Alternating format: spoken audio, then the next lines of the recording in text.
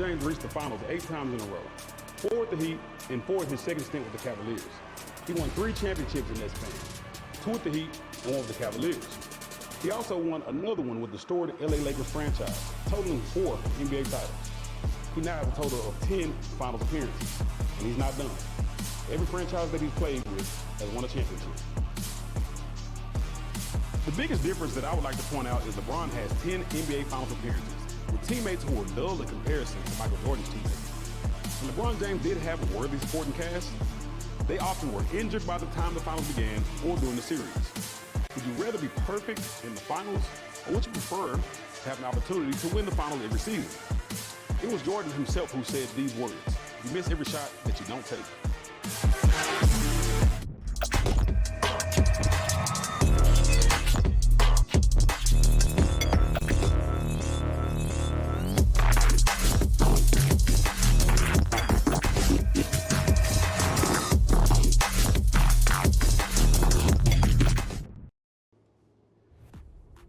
Obviously, it's Michael Jordan. MJ could do everything on the court. 5 MVPs, 14 All-Star appearances, 6 for 6 NBA championships, all out perfect in the finals. And like I always say, you got to do it on both sides of the court. MJ has 2 Defensive Player of the Year awards compared to LeBron James, 0. But like every debate who's the greatest, it comes down to who played against them. Yes, LeBron is still playing, and Michael Jordan's legacy is set in stone. But after taking the NBA from being broadcast at 3 in the morning instead of live to a global phenomenon and really opening it up for all these foreign players, his airness is the GOAT just off impact. There would be no Dirk or Luka here in Dallas without his airness. Every mediocre, unskilled, okay player who got a big contract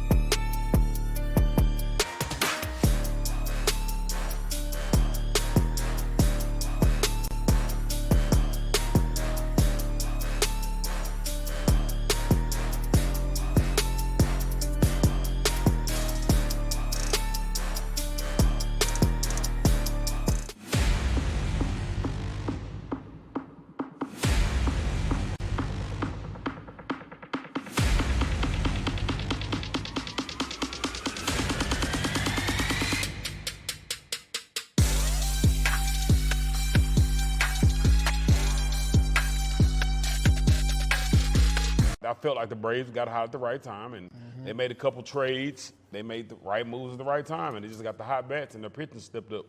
Now, with that being said, this past week, I took an entire week off of betting on football. Why is that? Something I've noticed after baseball and early November, it just games seem to not go the way they're supposed to. And Vegas made a killing this week. Be surprised if the Cowboys blow the Atlanta Falcons out. Expect the Cowboys to bounce back.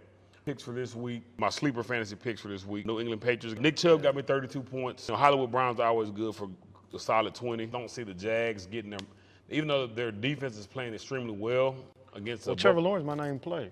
Josh Allen, we thought would be the player of the game, was not the Josh Allen everyone anticipated. So the NFL can be tricky. The first week of November is to get cooler. They like saving. This upcoming week, the Ravens play the Dolphins. We'll take that. Is the Saints and the Titans. Both of these teams have playoff implications. Even though the Saints are struggling right now because they don't have their quarterback, beat Tom Brady's Buccaneers a couple weeks ago. The Titans lost Derrick Henry. They didn't miss a beat. They just beat the Rams. Their defense is starting to play extremely well. I noticed that a lot of teams got their wake-up calls, for sure, like the Dallas Cowboys, my Dallas Cowboys, got a wake-up call, and I'm glad they lost. A lot of people say, how are you a real fan if you're glad? Right. I wanted them to lose a game that they're not supposed to lose. They needed to get humbled, knocked off their donkey, if you will. Don't look now. Like I said, the Buffalo Bills just lost at Jacksonville. Don't look now. But right behind them are the New England Patriots. And I told people not to count them out. My eyes lit up when I saw the Patriots were available in my league for defense, and I saw they were playing the Panthers. hopped on that 28 points from picking them up. A Bill Belichick coach team, as much as we don't like the guy at times, the Ravens struggle with the Vikings. You just saw the Pittsburgh Steelers struggle with the Chicago Bears. The Steelers are 5-3 now. They were not supposed to go into Pittsburgh and make that a game. Do bad teams cause injuries, or do injuries cause bad teams? You always say Sometime this. older, yeah.